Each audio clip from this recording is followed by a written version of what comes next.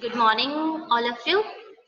So, yesterday we have studied about news. We have studied about new social and political groups, and we have seen that historians may have challenged the time period between 700 to 1715. They seen this period as so challenging because variety of developments happened in that era. Technology may appeared, crops came with people, food came with people. Okay, so this period is basically known as period of economic, political, social and cultural changes. That's why this period को इस period को हम क्या बोलते हैं? Period of economic, political, social and cultural changes. Economic means in economic का meaning है in terms of money. ठीक है, मनी के टर्म में जो है आपका बहुत सारे चेंजेस आए थे, पॉलिटिकली बहुत सारे चेंजेस आए थे, आप सोशली, कल्चरली ये सारे बहुत चेंजेस देखे गए थे. तो इसलिए इस एरा को period of economic, political, social and cultural changes भी बोला जाता है. और period of great mobility. Great mobility मतलब लोग जो है बहुत बहुत ज्यादा क्या हो रहे थे, ट्रैवल कर रहे थे, अपने आइडियाज को अपने आइडियाज लेकर जाते थे, टेक्नोलॉजीज, क्रॉप्स, अलग अलग चीजों को क्या है अपने साथ लेके जाते थे. अब आइडिया है किसी पर्सन के अंदर तो वो उसके साथ जाएगा ना. तो this period is also called the period of great mobility. लोग बहुत ज्यादा मूव करने लग गए थे. ओके, सब कॉन्टिनेंट हेल्ड इमेंस वेल्थ. सब कॉन्टिनेंट, हम इंडिया की बात कर रहे हैं. ये जो सब कॉन्टिनेंट है यहाँ पे बहुत ज्यादा क्या है, वेल्थ है. वेल्थ मतलब बहुत ज्यादा पैसा है, बहुत ज्यादा रिसोर्सेज हैं. ओके, नाउ बहुत सारे जो लोग हैं यहाँ पे अपियर होने लग गए थे, जैसे कि राजपूत कौन होता है? राजपूत राजा पुत्र, सन ऑफ अ रूलर. जो किंग का बेटा होता है, रूलर का बेटा होता है, उसको हम राजा पुत्र बोलते हैं. ठीक है, 8th सेंचुरी से 14th सेंचुरी तक ये लोग आए थे. ठीक है, इसके बीच में इनकी बहुत ज्यादा अपीरियंस थी.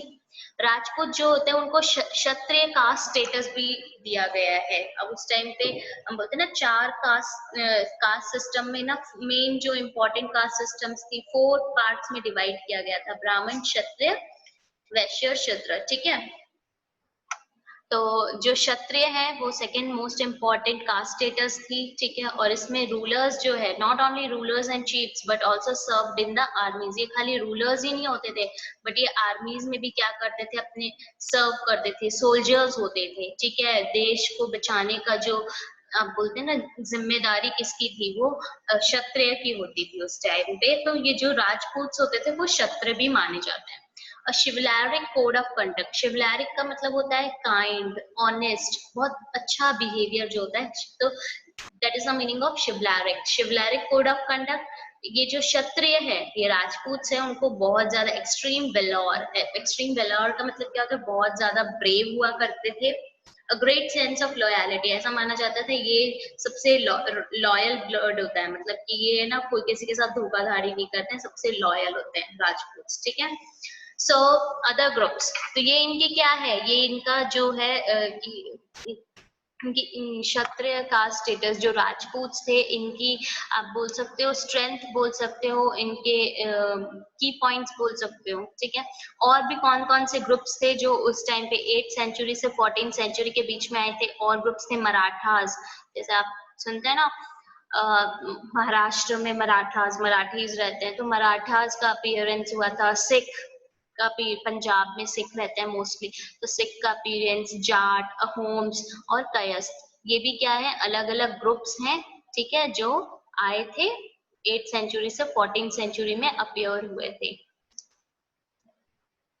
नेक्स्ट है ग्रेजुअल. नाउ अब क्या हुआ था, टेक्नोलॉजीज क्या हो रही थी, इम्प्रूव हो रही थी. ठीक है, अब बहुत सारे राजा वगैरह और ऐसे रूलर्स आने लग गए थे, अलग अलग होम्स आए, कायस्थ आए, वो अलग अलग रीजन में क्या कर रहे थे, रूल कर रहे थे. तो अब रूल कर रहे थे तो लोग क्या हो रहे थे, लोगों की पॉपुलेशन भी बढ़ रही थी. तो इसके लिए क्या है, फूड भी चाहिए. तो इसके लिए cleaning of forest, gradual cleaning of forest, forest को क्लीन किया गया, जिससे कि क्या है, हम एग्रीकल्चर कर सके, extension of agriculture. Okay, change in habitat many forest dwellers to migrate. जो चेंज थी हैबिटेट। अब आप बोलोगे मैम ये हैबिटेट क्या होता है, ठीक है। हैबिटेट एक ऐसा वर्ड है, it refers to the environment of a region and the social and economic lifestyle of its residents. Environment को रेफर करता है हैबिटेट, किसी भी रीजन का जो एनवायरनमेंट है, ठीक है। एनवायरनमेंट हो गया, उसका सोशल और इकोनॉमिक लाइफस्टाइल हो गई कि वहाँ के लोग कौन से एनवायरनमेंट में रहते हैं, वहाँ की सोसाइटी का ग्रुप कैसा है, उनका सोशल बैकग्राउंड कैसा है, इकोनॉमिक लाइफस्टाइल कैसी है, उसको हम हैबिटेट बोलते हैं, ठीक है। सो चेंज इन हैबिटेट, अब क्या है, लोग अलग अलग जगह से आ रहे थे, अलग अलग रूलर्स रूल कर रहे थे, तो इसके साथ क्या है, टेक्नोलॉजीज भी आ गई थी, तो उनकी हैबिटेट भी क्या हुई, चेंज हुई, उनका लिविंग स्टाइल भी क्या हुआ, चेंज हुआ। अब देखो एक छोटा सा एग्जांपल देती हूँ। आज के टाइम पे हम क्या है, हम देख लो बहुत, हम अभी हमारे साथ चेंज हुआ है, हम स्कूल ही, आप स्कूल ही नहीं आ रहे हो, तो आप अभी पढ़ाई कैसे करो, घर पे बैठ के ऑनलाइन पढ़ाई कर रहे हो, ठीक है। तो ये क्या है, चेंज हुआ ना। तो चेंज इन हैबिटेट, उस टाइम पे क्या हुआ था, अब जो हैबिटेट चेंज हो रही थी, इन्वायरमेंट चेंज हो रहा था, इस वजह से बहुत से फॉरेस्ट ड्वेलर्स जो फॉरेस्ट में रहते थे ना, जो फॉरेस्ट में ही जो आप बोल सकते हो आदिवासी लोग जो फॉरेस्ट में ही रहते थे, फॉरेस्ट में ही उनका खाना पीना होता था, ठीक है। तो वो भी क्या करने लगे, माइग्रेट करने लगे। माइग्रेट का मीनिंग क्या होता है, जब एक पर्सन एक जगह से दूसरी जगह चले जाता है, शिफ्ट हो जाता है, उसको हम माइग्रेट बोलते हैं, ठीक है। जैसे कि एक एग्जांपल देती हूँ, कोई आपका फैमिली मेंबर होगा, वो इंडिया में रहता था पहले, बट अब उसकी जॉब कोई दूसरी कंट्री में लग गई, फॉर एग्जाम्पल सिंगापुर में लग गई, तो अब वो वहां जाके रहने लग गया। तो वो क्या, उसने क्या किया, इंडिया से सिंगापुर में माइग्रेट किया, मतलब वो इंडिया से सिंगापुर कहाँ चला गया, शिफ्ट हो गया। सो चेंज जो अब हैबिटेट में चेंज आ रहा था, एनवायरनमेंट में चेंज आने की वजह से बहुत से फॉरेस्ट ड्वेलर्स भी क्या कर रहे थे, माइग्रेट कर रहे थे। became peasants and began, अब पीजेंट्स बन गए थे। पीजेंट्स क्या होता है, फार्मर्स को हम पीजेंट्स बोलते हैं। किसको बोलते हैं पीजेंट्स, फार्मर्स को, जो खेती बाड़ी करते हैं।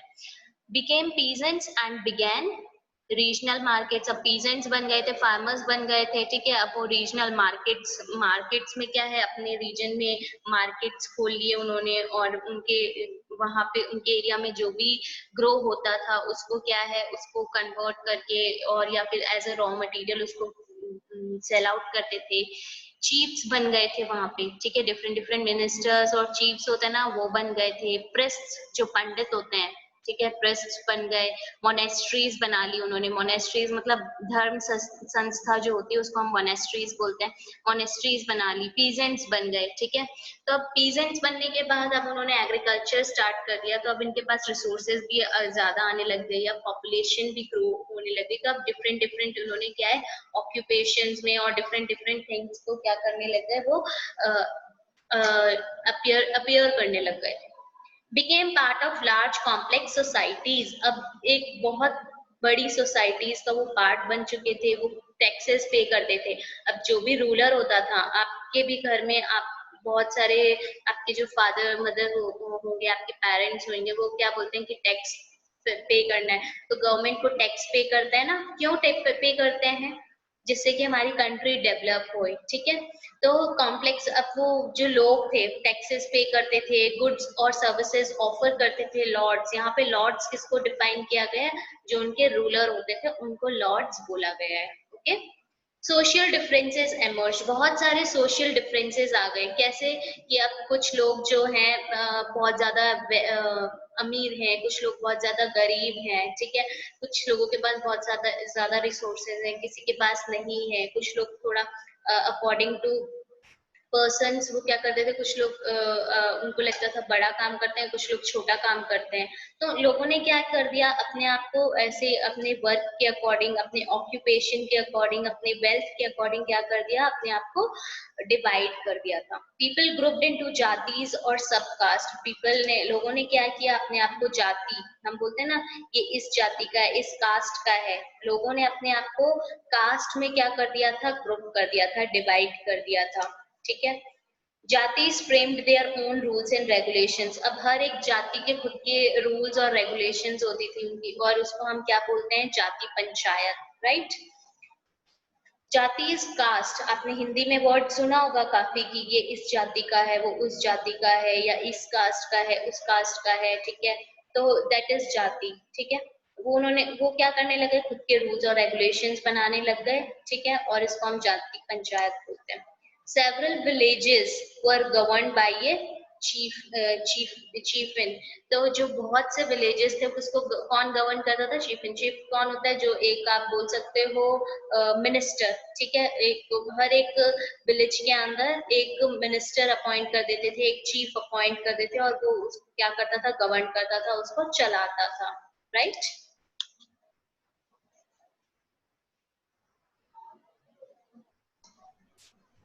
Region and empire. Your next topic is region and empire. Large states, बहुत से लार्ज स्टेट्स बन चुके थे, ठीक है। जैसे आज की डेट में आप लार्ज लार्ज स्टेट्स देखते हो, वैसे बहुत सारे स्टेट्स बन चुके थे। कौन से एम्पायर आ चुके थे, कौन कौन सी डायनेस्टीज आ चुकी थी, अभी हम इन सब के बारे में अपने 7th क्लास में पढ़ने वाले हैं, ठीक है।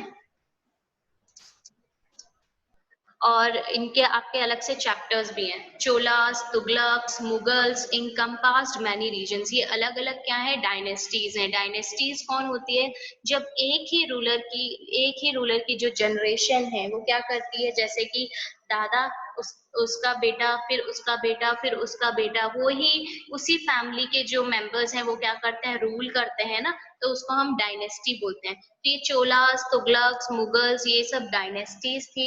ये सब क्या करने लगे थे, लार्ज लार्ज स्टेट्स को रूल करने लग गए थे, बहुत से रीजन्स में, बहुत सारे एरियाज में। दिल्ली सुल्तान Ghiyasuddin Balban, ruler of vast empire.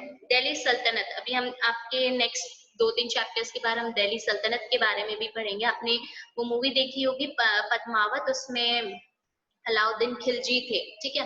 तो वो भी क्या है, दिल्ली सल्तनत के ही एक रूलर थे। दिल्ली सल्तनत के अंदर एक डायनेस्टी थी, खिलजी डायनेस्टी, वो उसी की बात की हुई है। दिल्ली सुल्तान थे एक घियासुद्दीन बलबर, वो बहुत ही कौन से एम्पायर के रूलर। एम्पायर क्या होता है, जिसके अंदर बहुत सारे किंगडम्स होते हैं, बहुत सारे जो स्टेट्स होते हैं उनके अंडर आते हैं, ठीक है। तो वो रूलर थे, किंग थे वास्ट एम्पायर के। कौन कौन सा एम्पायर के, बंगाल आज के डेट में आप जो बंगाल देखते हो, बंगाल को गौड़ा बोलते थे उस टाइम पे। ईस्ट में, इंडिया के ईस्ट में क्या थे, बंगाल के रूलर थे। गजनी जो अफगानिस्तान में आज की डेट में, गजनी के रूलर थे। द्राविडास, पूरे साउथ इंडिया, जितना भी आपका साउथ इंडिया है आज की डेट में, तेलंगाना, कर्नाटका, केरला, तमिलनाडु, पूरे साउथ इंडिया को ये क्या कर रहे थे, घियासुद्दीन बलबर रूल कर रहे थे। ये दिल्ली सल्तनत के जो एम्पायर थे, ठीक है। इनके बारे में हम डीपली पढ़ेंगे अपने नेक्स्ट चैप्टर्स में। नाउ अब हिस्टोरियंस जो थे वो ट्राई कर रहे थे कि ये जो रूलर्स हैं वो बहुत डिफरेंट डिफरेंट एरिया में सबसे ज्यादा रीजन को कैप्चर क्यों करना चाहते हैं, वो क्लेम क्यों करते हैं कि हमारा कंट्रोल होना चाहिए। तो हिस्टोरियंस को ये फाइंड आउट करना था, ठीक है। नाउ अब आप ये जो मैप देख रहे हो, इस मैप में क्या गिवन है, ये दिल्ली सल्तनत के टाइम का मैप है, ठीक है। तो अब देखो ये जितने भी नंबर्स गिवन है, ठीक है, ये टिल आपके 24 तक, 24 स्टेट्स बोल सकते हो। 24 स्टेट्स जो है उस टाइम पे दिल्ली सल्तनत के अंडर थी, ठीक है। कि ये जितना भी एरिया आपका गिवन है वो सब किसके अंडर था, दिल्ली सल्तनत के अंडर था। Now, language and region. Now, in 1318, the poet Amir Khusro noted that there was a different language in every region of this land. Sindhi, Lahori, Kashmiri, Dwar Samudri in southern Karnataka, Telangani in Andhra Pradesh, Gujjari in Gujarat, Bari in Tamil Nadu, Gauri in Bengal, and etc. Avdi in eastern Uttar Pradesh and Hindavi in the area around Delhi. जो आमिर खुसरो एक बहुत अच्छे, बहुत famous और poet थे आमिर खुसरो दिल्ली सल्तनत के time पे। इन्होंने देखा कि जो एरिया है, कि अगर हम तमिलनाडु, ये साउथ जाएं, वेस्ट जाएं, ईस्ट जाएं, हर एक जगह क्या है, अलग अलग लैंग्वेजेस बोली जाती है। अभी हमने डिफरेंट डिफरेंट लैंग्वेज देखी कि कहाँ पे कौन सी लैंग्वेज बोली जाती है। Amir Khusro went on to explain that in contrast to these languages, there was Sanskrit, which did not belong to any region. It was an old language and common people do not know it. Only the Brahmins do.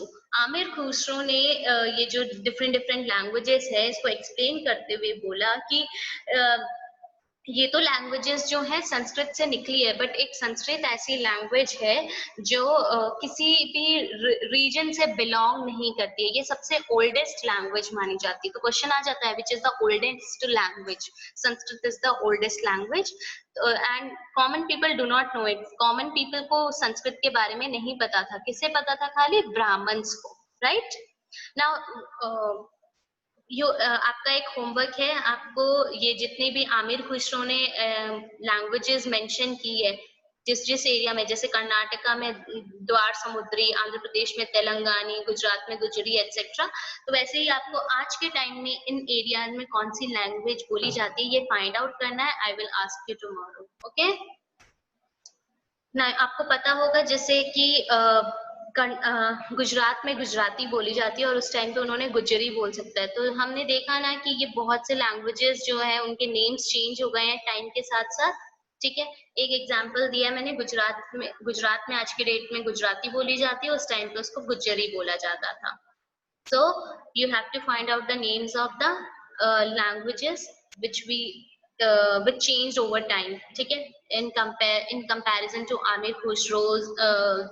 Amir Khusro's language mentioned by him. Next, now by 700 मतलब like 700 year के around में बहुत सारे जो आपके regions थे वो different different geographical dimensions में क्या हो गए थे, डिवाइड हो चुके थे। यहाँ पे अलग अलग रूलिंग डायनेस्टीज थी। डायनेस्टी का मतलब मैंने आपको बताया, जब एक ही फैमिली के मेंबर्स जो हैं बहुत टाइम तक रूल करते रहते हैं, उसको हम डायनेस्टी बोलते हैं। इस वजह से बहुत सारे कॉन्फ्लिक्ट्स भी अराइज हुए थे, बहुत सारी लड़ाइयां भी हुई थी, ठीक है। अब चोलास, खिलजीज, तुगलक्स, मुगल्स, ये लोग बहुत ही बड़ी डायनेस्टीज थी। उन्होंने बहुत ही बड़े बहुत ही बड़ा एम्पायर बिल्ड किया था, बट इनमें से कुछ लोगों का जो एम्पायर था, जो किंगडम्स थे, वो इक्वली स्टेबल और सक्सेसफुल नहीं रही। जैसे मुगल्स की बहुत ज्यादा आपकी बोल सकते हो कि स्टेबल और सक्सेसफुल थी। अभी हम इनके बारे में डीपली नेक्स्ट चैप्टर्स में पढ़ेंगे कि किसका राज्य कितने टाइम तक रहा, ठीक है। Imperial and pan regional, imperial मतलब रूलिंग, ठीक है, जो राजा का रूल होता है उसको हम इंपीरियल बोलते हैं। एंड पैन रीजनल मतलब ऐसा जोग्राफिकल एरिया जहाँ पे पॉलिटिकल कल्चरल इन्फ्लुएंस होता है उस बाउंड्री से। जैसे सपोज आज राजस्थान है, वहां पे राजस्थान में अब गुजरात से भी क्या है, उनका पॉलिटिकल, इकोनॉमिकल और सोशल जब इन्फ्लुएंस रहता है तो that is known as pan regional.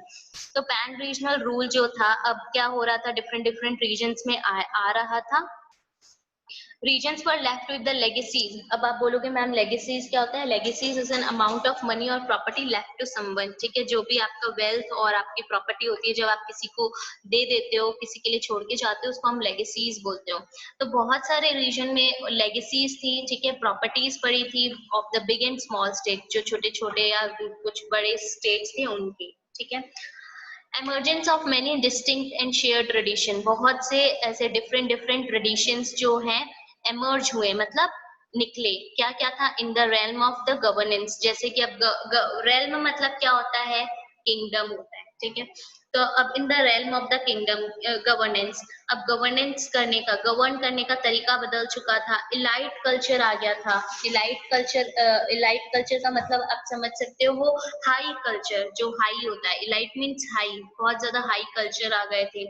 Economy को मैनेजमेंट करना जो है वो तो बहुत डिफरेंट हो गया था। लैंग्वेजेस लोगों की चेंज हो गई थी। क्योंकि क्या हो रहा था, अब लोगों की मोबिलिटी बढ़ रही थी, लोग जगह जगह घूम रहे थे। Now between 700 to 1750 the character of the regions did not grow in isolation. 700 से 1750 तक जो भी रीजन्स थे वो लोग आइसोलेट नहीं थे। आइसोलेशन मतलब जो एकदम से अलग होना, डिड नॉट ग्रो इन अलग होके नहीं ग्रो कर रहे थे, वो साथ में ही ग्रो कर रहे थे। आइसोलेशन मतलब अलग होना, but the regions did not grow in isolation. These regions felt the impact of larger pan-regional forces of integration without quite losing their distinctiveness. ये जो regions थे यहाँ पे बहुत से pan-regional forces थे, integration था, but उनकी खुद की जो पहचान थी वो खत्म नहीं हुई थी, ठीक है।